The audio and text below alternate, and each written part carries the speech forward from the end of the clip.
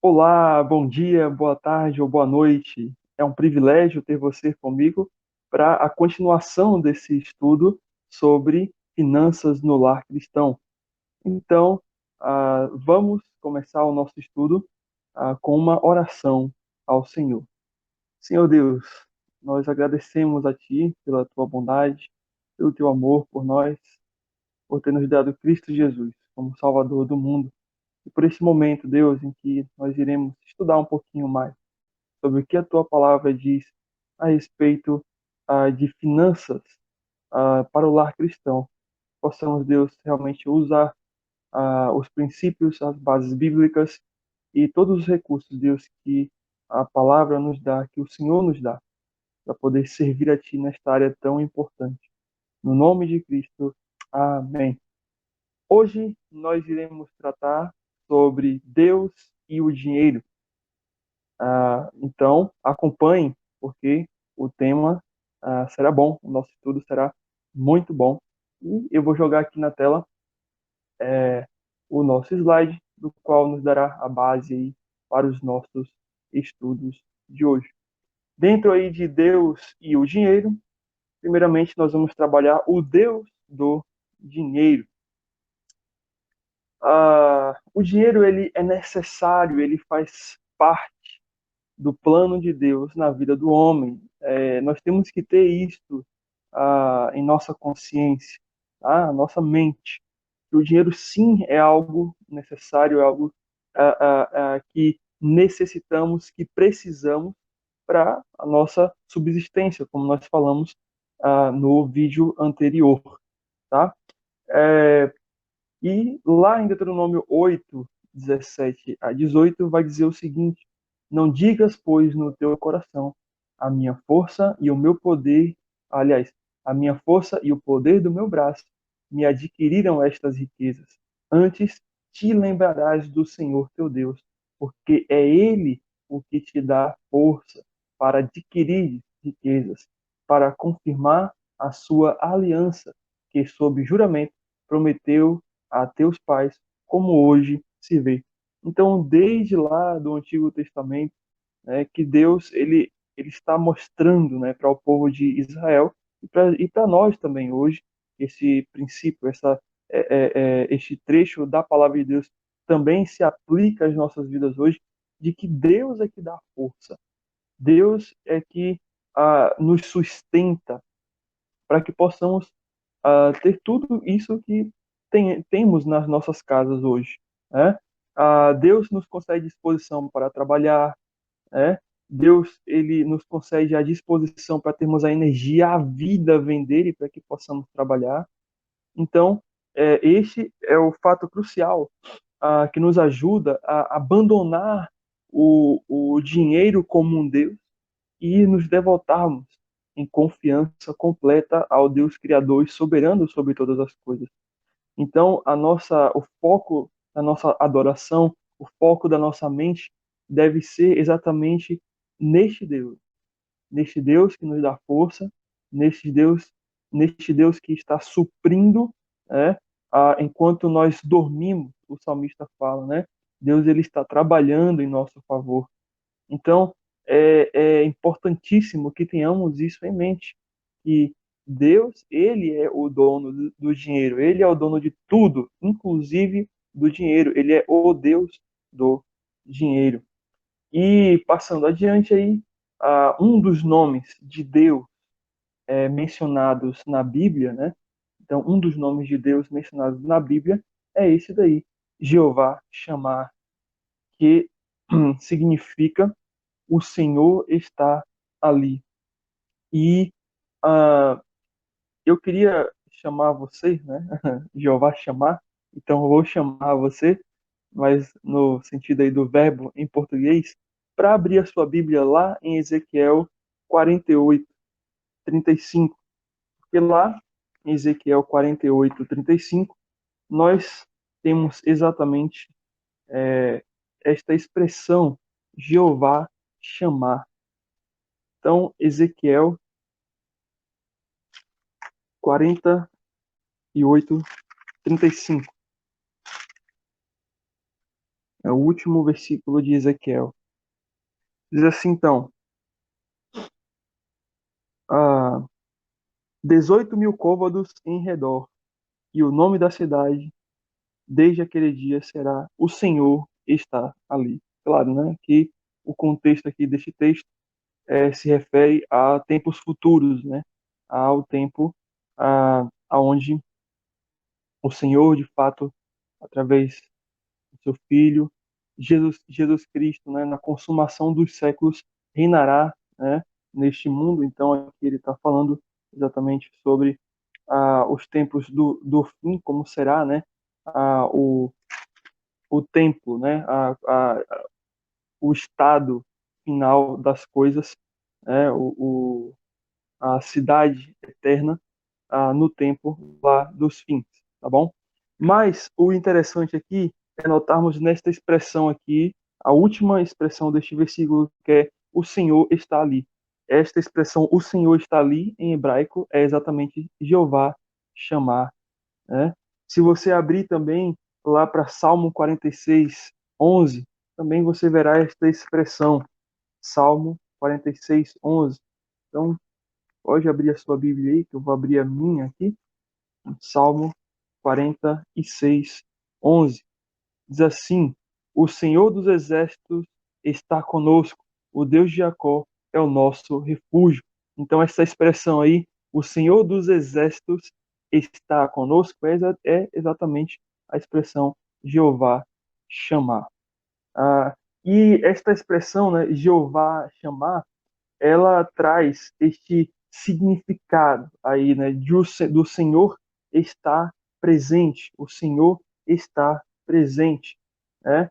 E essa palavra também, chamar, ou Jeová chamar, ela é utilizada também para um outro significado. Então, já coloquei aí, né, passar aqui na tela.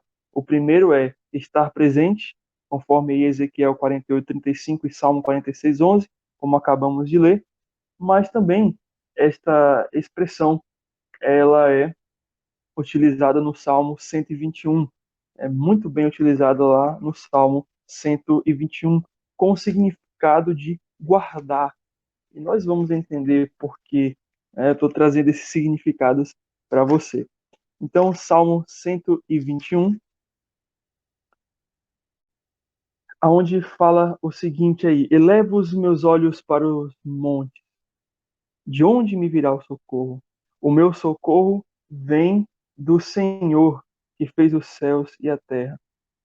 Ele não permitirá que os teus pés vacilem e não dormitará aquele que te guarda. Então, aqui a palavra guarda é a palavra chamar, né? É a palavra chamar.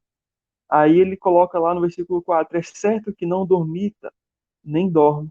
O que chamar, ou o que guarda, ou guarda de Israel, né? O Senhor é quem te chamar, ou o Senhor é quem te guarda. O Senhor é a tua sombra à tua direita. De dia não te molestará o sol, nem de noite a lua. O Senhor te chamar, né? Aqui novamente o termo o Senhor te guardará, ou te preservará de todo mal. Chamar a tua alma, né? Ou guardará a tua alma. O Senhor guardará a tua saída e a tua entrada desde agora e para sempre. Então, todas essas palavras aqui relacionadas a guardar, aqui são expressões aí de chamar, ou Jeová chamar, né? O Senhor que guarda. E por que, né, eu trouxe esses dois significados para você? Porque Deus, ele não somente está presente passivamente à nossa volta, mas a sua presença é ativa e tem a finalidade de proteger, cuidar e preservar as nossas vidas, inclusive em relação às finanças. Ou seja, o Senhor, ele não é só o chamar que está presente, ele não é só aquele que está presente olhando, né, a minha vida, o que eu estou passando e ficando passivo, sem agir em relação a isso, sem agir em relação à minha vida, né? Mas ele é um Deus que ele está presente, mas ele está ativo, ele está me guardando, me preservando, me protegendo. E isso também é em relação às nossas finanças. Se reconhecemos que Deus é o Criador e soberano de todas as coisas, incluindo as nossas vidas, é certo que, pela promessa dele, ele é o nosso chamar, aquele que esteve, está e estará presente guardando a nossa vida. Logo, o dinheiro é um detalhe pequeno para o Deus que não só se faz presente contemplando as nossas finanças, como também age ativamente sustentando a nossa vida com recursos terrenos e eternos, incluindo o dinheiro. Então nós temos que colocar isso em nossa mente, que Deus, ele não está passivo à minha situação financeira. Ele não está olhando, né, dizendo, olha, né, como ele está sofrendo, né? Como ele não está sabendo usar o dinheiro, como ele está, né, entrando em problemas financeiros. Deus não está do céu só olhando e falando isso, né? Claro, ele não está falando isso. Mas eu dei um exemplo aqui, ele não está somente passivamente olhando a nossa situação, mas ele age, ele quer fazer parte desta área importante na sua vida, que é a área de finanças. E nós vamos ver hoje, porque a palavra dele, ele deixou diversos conselhos, diversas orientações para que possamos utilizar em relação à finança. E aí, passando adiante, Deus, ele é o dono dos nossos recursos, né? E precisamos devotar a nossa confiança por completo a ele, porque ele é o nosso socorro a todo tempo e a satisfação completa de nossa alma, como nós falamos um pouquinho na semana passada. Então, o dinheiro, ele tem funções, tá? O nosso dinheiro, ele tem funções, das quais nós precisamos colocar essas funções em, claro, funcionamento, em atividade, porque foi para isso que Deus nos concedeu este dinheiro. Deus é o dono de todas as coisas e Ele nos concedeu o dinheiro para que possamos usar nessas três finalidades.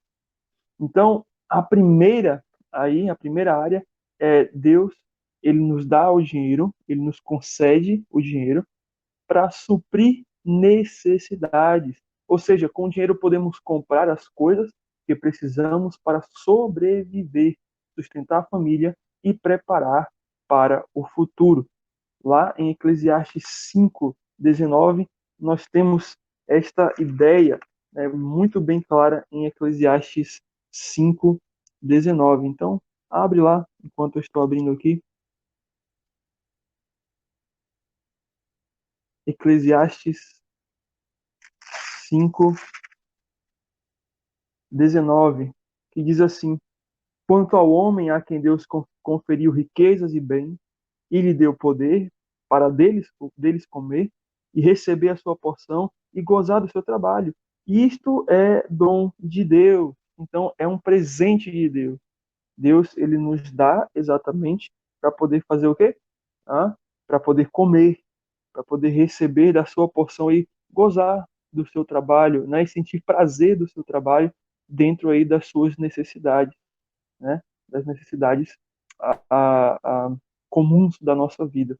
Também a função do dinheiro é ajudar a outros, né? Então o dinheiro é dado com sabedoria, né? O dinheiro dado com sabedoria pode ajudar a aliviar o sofrimento de pessoas que estão passando dificuldade. Lá no Salmo 112, versículos 5 e 6, nós temos esta orientação do Senhor. Salmo 112, versículos 5 e 6. Diz assim: Ditoso o homem que se compadece e empresta. Ele defenderá a sua causa em juízo, não será jamais abalado, será tido em memória eterna. Então, ajudar aos outros é uma bênção que Deus concede, né? E esta bênção traz aqui uma promessa, né, sobre aquele a quem dá, aquele a quem confere, aquele a quem fala empresta, mas é dar, né, é ajudar a outros, né? Então, a memória desta pessoa, né, jamais será esquecida, bem também que ele jamais será abalado. Então, esta é a área, né, que nós também devemos usar o nosso dinheiro, ajudar a outros. E aí, por fim, mas não menos importante, porém talvez a mais importante dentre todas essas aí, é realizar a obra de Deus. Podemos usar nosso dinheiro para sustentar a igreja, missionários e instituições cristãs que pregam, que anunciam e levam a palavra de Deus para que outras pessoas possam conhecer. Lá em Provérbios 3:9, nós temos exatamente esta orientação. Provérbios 3, versículo 9, bastante conhecido este versículo, né?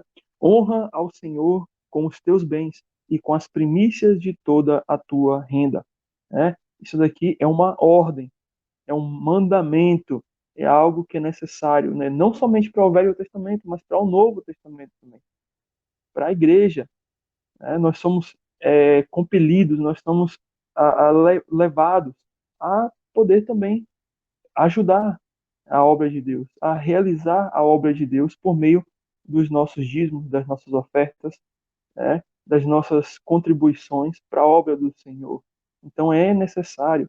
E também há uma promessa, né, honra ao Senhor com os teus bens e com as primícias de toda a tua renda. E no versículo 10 fala, e se encherão fartamente os teus celeiros e transbordarão de vinho os teus lagares. Ou seja, é uma promessa do Senhor para aquele que entrega ao Senhor a, aquilo que é necessário para realizar a obra dele, porque a pessoa que faz isso, nota-se, né, ela traz em si a ideia de amor pela obra de Deus. Então, se eu amo a obra de Deus, se eu amo aquilo que Deus ama, com certeza, Deus, ele cuidará de mim, ele, né, me abençoará. Isso não é nenhum problema, né? Não é teologia da prosperidade. Isso é a promessa de Deus. Isso é aquilo que a palavra dele diz, né? Como eu falei, isso não é a teologia da prosperidade, porque a teologia da prosperidade, a lógica dele é uma questão de troca, né? Eu dou algo para Deus, Deus me devolve algo. Não é isso, né? Não é isso, é pelo contrário. Tudo já é de Deus. Eu somente entrego um pouco do que ele me dá, em gratidão ao que ele já tem feito por mim e ao que ele vai estar continuando a fazer na minha vida, né? Independente daquilo que ele me dê, eu sou grato a ele. Então esta é a nossa visão diante desse estudo. E aqui nós vemos que ah, tudo isso, essas três funções, elas estão ligadas exatamente ao princípio da mordomia fiel. E o que é o princípio da mordomia fiel? É o que diz lá em Mateus 25, 23.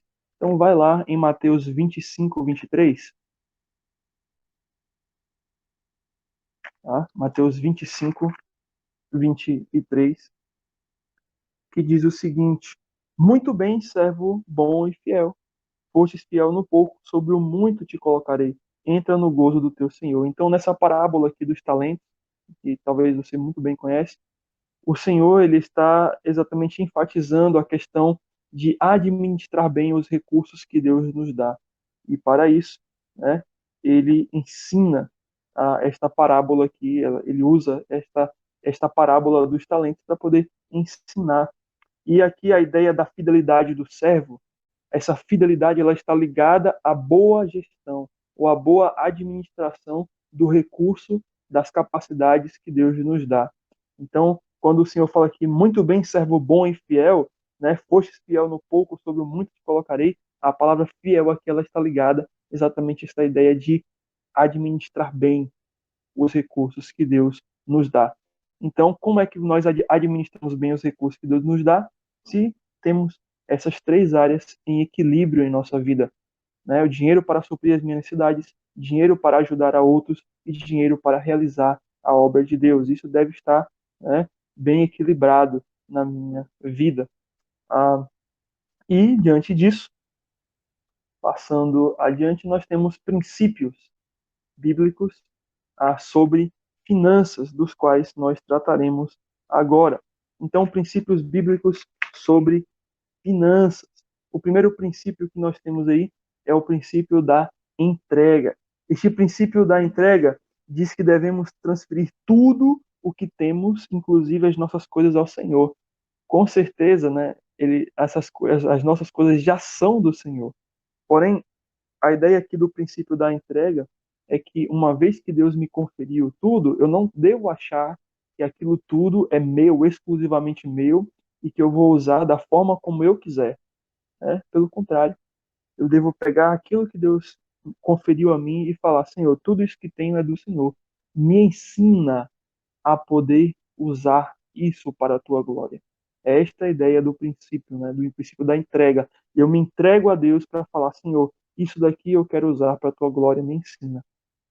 Então, lá em Salmo 24:1, nós temos claramente aí o Senhor falando a respeito deste princípio que nós devemos nos atentar. Salmo 24, versículo 1 diz: Ao Senhor pertence a terra e tudo o que nela contém, o mundo e os que nele habitam. Ou seja, nada do que é seu, mas sim é de Deus. E Deus, por ser dono das suas coisas, ele tem direito sobre o que fazer sobre elas, né? Então, você precisa estar atento a isso daí. Em Ageu 2:8 diz: Minha é a prata, meu é o ouro, diz o Senhor dos Exércitos. Então aqui nós percebemos, né, como o Senhor, né, ele já está falando aí, a prata e o ouro pertencem a Ele. Então, logo, né, nós não temos direito sobre nada, porque tudo é dele. Continuando aí, nós temos o princípio da ordem. E o princípio da ordem vai dizer o seguinte, né, que nós devemos estabelecer um sistema ordenado de valores baseados na palavra de Deus. Ou seja, procurar, em primeiro lugar, utilizar as finanças para o reino de Deus, não colocar o nosso coração nas riquezas, reconhecer que as riquezas podem passar rapidamente e ser um bom dispenseiro, né? Ou ser um bom mordomo daquilo que Deus nos confere. Então, vai lá em Mateus 6, 20 a 21. Nós vamos ler somente este versículo aí da sequência do slide. Então, Mateus 6, 20 a 33. Mateus 6, 20 a 33.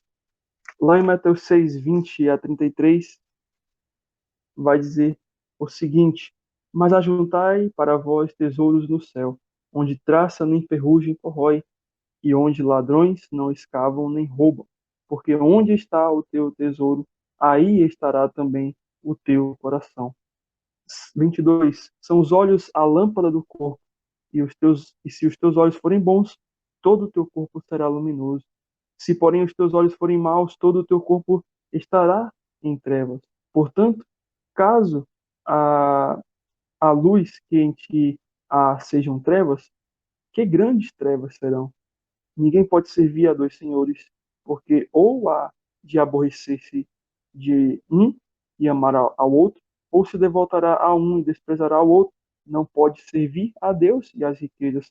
Por isso vos digo, não andeis ansiosos pela vossa vida, quanto ao que haveis de comer ou que haveis de beber, nem pelo vosso corpo, quanto ao que haveis de vestir. Não é a vida mais que o alimento e o corpo mais do que as vestes? Observai as aves do céu, não semeiam, não colhem, nem ajuntam, nem celeiros, em celeiros. Contudo, vosso Pai Celeste as sustenta.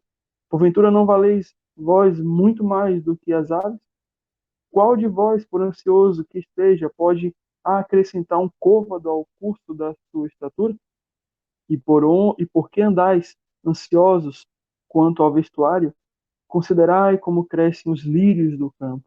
Eles não trabalham nem fiam. Eu, contudo, vos afirmo que nem Salomão, em toda a sua glória, se vestiu como qualquer deles. Então, aqui você percebe exatamente Cristo trazendo a questão de valores ou de ordens que precisam ser colocados em nossa vida. E aqui ele fala em relação à questão aí de recursos humanos, né, de recursos materiais, de recursos para a nossa sobrevivência, como comer, como se vestir, e o nosso olhar de confiança, né, a ele colocando, né, estas prioridades em ordem, né?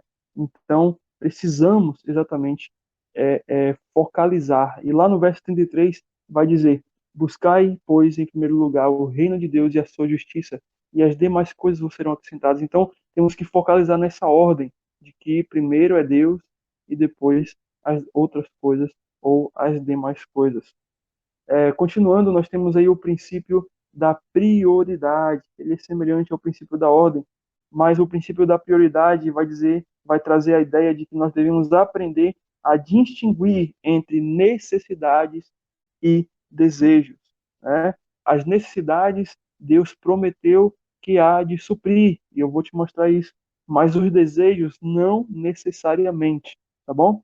Filipenses 4:19, lá em Filipenses 4:19, nós temos um texto bem claro em relação a isso. Filipenses 4:19 vai dizer assim: e o meu Deus, segundo a sua riqueza em glória, há de suprir em Cristo Jesus cada uma das vossas necessidades. Isso aqui é uma promessa que o apóstolo Paulo ele dá para a igreja, dá para a gente, né, vinda dos céus, de que o Senhor há de suprir as nossas necessidades. Então, é uma promessa do Senhor. Ou seja, o que é necessidade? Né? Comer, né? O vestir, o morar, né? Todos esses recursos principais e cruciais para que eu possa estar vivo, né? Os remédios, né? Digamos assim, para aqueles que têm alguma doença.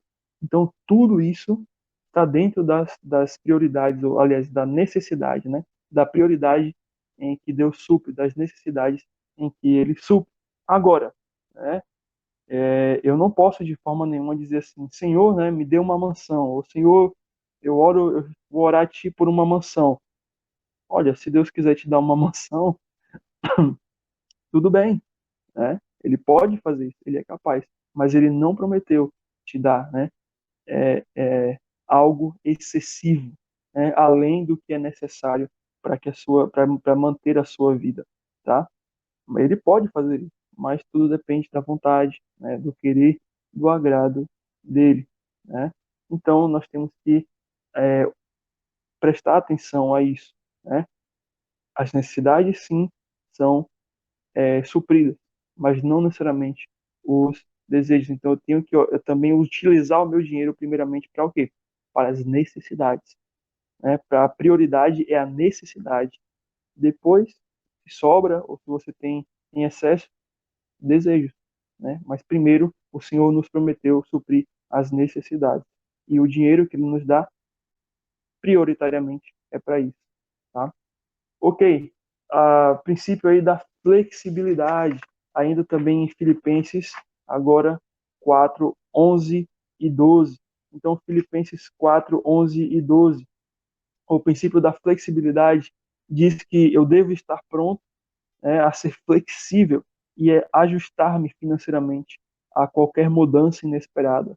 Ou seja, né, não sei o que vai acontecer com as finanças daqui a um mês, mas eu tenho que ter na minha mente que se a coisa apertar, o que que eu devo fazer? Eu devo ser flexível.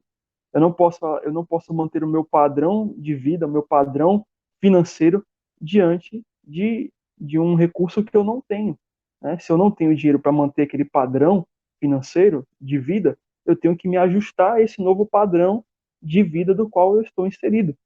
E isso daí é ser flexível financeiramente. E isso Paulo nos ensina exatamente em Filipenses 4:11 e 12. Ele sabia muito bem ser flexível. Filipenses 4:11 e 12 diz: digo isto não por causa da pobreza, porque aprendi a viver contente em toda e qualquer situação. Tanto ser estar humilhado, como também ser honrado. De tudo, em todas as circunstâncias. Já tenho experiência tanto na fartura como na fome, assim de abundância como de escassez. E aí, né, do versículo 13, como nós conhecemos, né, tudo posso naquele que me fortalece. E então, traz essa ideia de que tudo posso naquele que me fortalece, eu posso me flexibilizar, eu posso me ajustar a depender daquilo que, né, dos recursos que Deus me dá, se é muito ou se é pouco, tranquilamente, porque o Senhor ainda vai ser o meu Deus, o Senhor vai estar cuidando de mim, independente daquela situação. Então, este é o princípio da flexibilidade. O quinto princípio é o princípio do contentamento, ou seja, devo estar contente com aquilo que Deus me conferiu agora, né? Devo estar contente com aquilo que Deus me conferiu neste momento atual, qual eu vivo. E aí, nós temos lá 1 Timóteo 6:8, onde também nós vamos receber este conselho. 1 Timóteo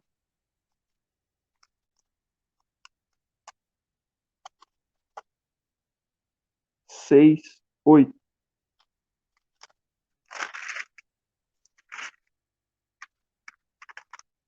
1 Timóteo 6:8 vai dizer o seguinte: tendo sustento e com que vestir, estejamos contentes. Tendo sustento e com que vestir, estejamos contentes. Olha o que Paulo fala, né? Ou seja, tendo o necessário para você viver, esteja contente. Então, se você tem mais do que o que comer e o que vestir, você tem que ser 3, 4, 5 vezes contente, porque você tem mais do que aquilo que é necessário para que você possa viver. Então, esse é o princípio do contentamento. Eu preciso estar contente com aquilo que Deus está me dando, porque é aquilo que é necessário para que eu possa viver, e assim veio do Senhor. E aí, o sexto princípio é o princípio da sabedoria, que é o que já nós falamos lá de Mateus 25, versículo 23. Eu coloquei aí Mateus 25, 14 a 30, porque aí está toda a parábola dos talentos. Mas lá em Mateus 25, 23, vai dizer exatamente, né? Servo bom e fiel, foste fiel no pouco, sobre o muito te colocarei, e entra no gozo do teu Senhor. Então, traz esta ideia, né, novamente, de ter sabedoria, de agir com sabedoria em relação a finanças, de utilizar o meu dinheiro com sabedoria. Ou seja, né, se eu tenho um orçamento a cumprir, eu tenho que, como nós vamos ver mais para frente, eu tenho que obedecer aquele orçamento, porque aquilo é sábio, é parte de um planejamento, parte de uma estratégia para que eu não entre em problemas financeiros. Mas se eu estou gastando de qualquer maneira, se eu estou gastando dentro da minha emoção, dentro do que é, é, o meu coração deseja, e eu não, né, raciocino, eu não penso, eu não trago isso para algo em que eu possa é, usar esta sabedoria que vem do Senhor, então eu vou ter problemas financeiros, né? Então aqui se diz respeito à administração do dinheiro. Então, seguindo aí, o sétimo princípio é o princípio aí do altruísmo. O princípio do altruísmo, que é o quê? Desenvolver a sensibilidade às necessidades dos outros, principalmente aos irmãos da fé.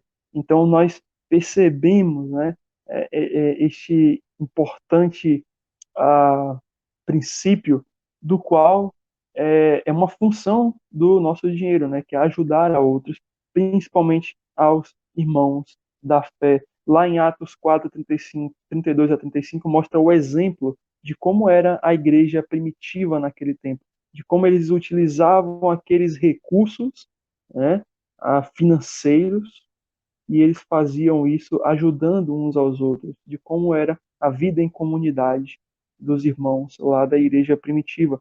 E eu queria que você abrisse sua Bíblia lá em Gálatas 6:10. Em Gálatas 6:10, há, né, esta palavra aqui de Paulo em relação a, a isto, né, a ser altruísta. Lá em Gálatas 6:10 vai dizer o seguinte: por isso, enquanto tivermos oportunidade, façamos o bem a todos, mas principalmente os da família da fé. Então aqui Paulo ele mostra, né, a nossa necessidade de demonstrar, né, a nossa ajuda, o nosso apoio, o nosso auxílio aos irmãos de fé, aos irmãos de fé em Cristo que estão passando por problemas, né, e desenvolver este altruísmo. O oitavo princípio é o princípio da gratidão, que quer dizer a minha capacidade de dar é medida através daquilo que Deus já tem dado a mim. Ou seja, né, o que Deus tem dado para mim. O quanto disso, né, olhando para o que Deus tem me dado, eu posso, né, ser grato diante de Deus e dar, né, e entregar para Ele, né, e ajudar a outros com isto que Ele já tem me dado. Então isso é uma visão, isso é uma sensibilidade que eu preciso desenvolver como um cristão em relação a ajudar a outros, né? Então, diante daquilo que você tem, de todos os seus recursos que você tem, analisando sinceramente o que disso daqui eu posso fazer para que eu possa ajudar a obra de Deus e ajudar a outros que necessitam. Lá em 2 Coríntios 9:6, nós temos Paulo falando a respeito disto.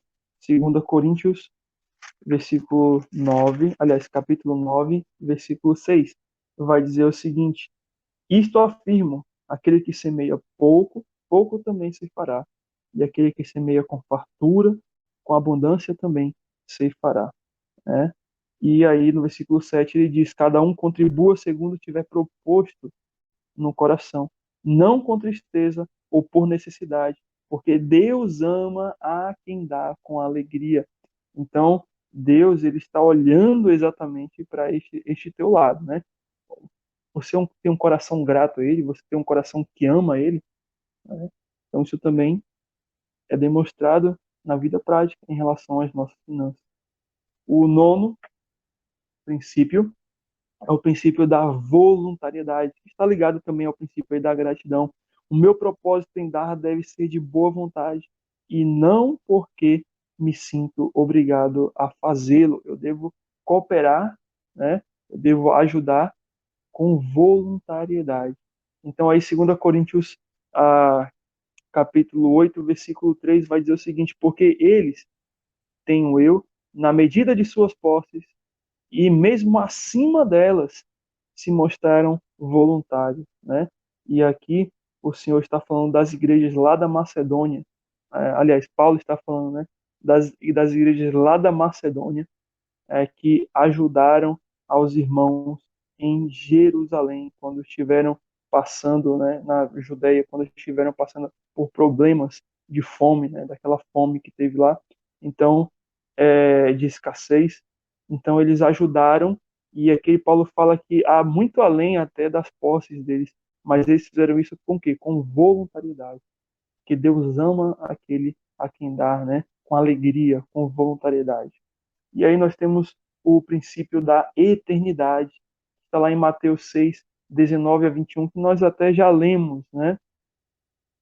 Mateus 6, uma parte aí do versículo 19 e 21. Mas vamos lá de novo, Mateus 6, 19 a 21.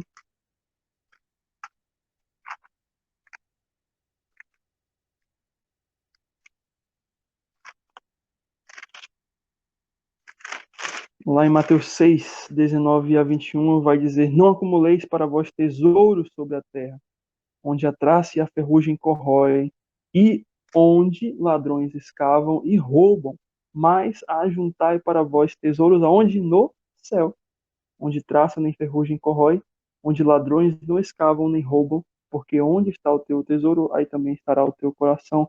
Ou seja, investir no trabalho ou na obra de Deus, ele traz um benefício duradouro do que eu aplicar os recursos é, nas coisas humanas, né? Então, aqui ele está falando, mas ajuntai tesouros no céu, né? Ou seja, utilize o seu dinheiro para o serviço de Deus, porque exatamente é isto que vai durar, né? Onde nem a traça, nem a ferrugem, nem ladrões vão roubar, porque é algo eterno, é algo que, né, está guardado em Deus para sempre. Então nós temos que ter esse princípio da eternidade. É melhor investir eternamente, né, do que, ou é superior investir eternamente do que investir é, terrenamente, né? E aí nós temos 11, o princípio aí da confiança. Reconhecer que Deus é capaz de suprir a falta de recursos quando esta ocorrer. Então eu tenho que ter isso em mente também, né? Deus é capaz exatamente de suprir as minhas necessidades quando isso ocorre, né? Eu até ri porque exatamente quando estamos em momento de dificuldade, não pensamos, né? Não, não, não atentamos para esta verdade de que Deus está ali, né? Ele é o Jeová Shammah, que ele está presente, mas nós relutamos em resolver as situações conforme o nosso entendimento, a nossa vontade. Mas nós devemos reconhecer que Deus é capaz de suprir, né, quando os recursos faltam. E já lemos aí Filipenses 4:19, que Deus, né, ele vai suprir as vossas necessidades em Cristo Jesus. E aí o 12º princípio é o princípio da prudência, ou seja, tomar cuidado, né, ao ser fiador, cuidado ao emprestar ou ao pedir empréstimo, né, ser responsáveis diante das dívidas ou de outros compromissos que nós assumimos financeiramente. Nós temos que tomar muito cuidado para não entrarmos em problemas até mesmo maiores do que as questões financeiras, tá? E aí, um, um princípio lá, e Provérbios é recheado desses princípios, né? Lá em Provérbios 11:15, nós vamos ler somente este, este texto aí de Provérbios 11:15.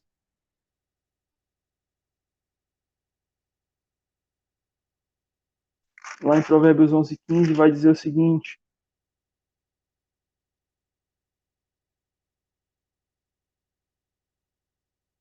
quem fica por fiador de outrem sofrerá males, mas o que foge de você estará seguro. E aqui é um princípio, né, de prudência. Nós temos que ser prudentes com os compromissos que nós estamos fazendo com o nosso dinheiro, tá? Para não entrar em problemas graves, em problemas sérios. E como a palavra fala, né, aquele que fica por fiador de outra pessoa, ele sofrerá males. Então, nós temos que ficar atento a este princípio aqui, a esta exortação, a esta advertência, né? Mas aquele que foge de o ser estará seguro. Então, diante de tudo que nós falamos, né, em relação a finanças, quero deixar uma frase, né, a princípios aqui, né? Eu quero deixar esta frase aqui do John Piper. Quando aceitamos que o nosso dinheiro é de Deus, cada decisão financeira se torna uma decisão espiritual.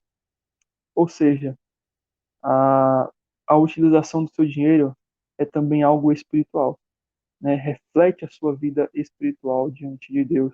Então você deve ter em mente de que se o dinheiro é de Deus, a decisão sobre ele não é meramente uma decisão financeira, né? De mais ou de menos, de gastar ou de não gastar, mas é também uma decisão que afeta ou que entra aí no campo espiritual. Então, diante disso, diante do que nós já temos falado aqui neste estudo até agora, né, você deve atentar para esta necessidade de poder aplicar esses princípios, essas bases agora bíblicas que nós passamos aqui para a sua vida, né, para a sua vida financeira. Então, eu vou deixar aí a tarefa de casa, como eu sempre deixo, e vou deixar nesses vídeos.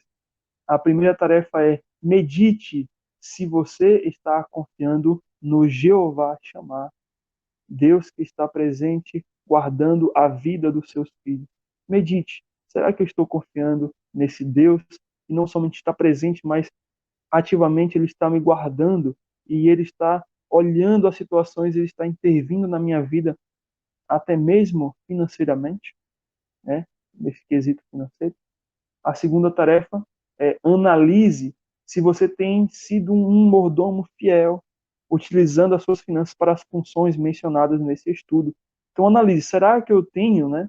Será que eu tenho só usado meu dinheiro para suprir minhas necessidades e meus desejos até, mas eu esqueço de outro, né? Eu esqueço da obra de Deus, né? Então analise para ver se você tem colocado estas funções, você tem utilizado o seu dinheiro de forma equilibrada nestas funções que o dinheiro ele tem em nossa vida. E, em último lugar, a partir de hoje, aí, comece colocando em prática os princípios bíblicos sobre finanças. Então, coloque em prática. Começa a viver estes princípios sobre finanças hoje. Não espera chegar o próximo mês quando cair o salário. Né? Comece a fazer isso hoje. E nós vamos dar mais orientações daqui para frente, né?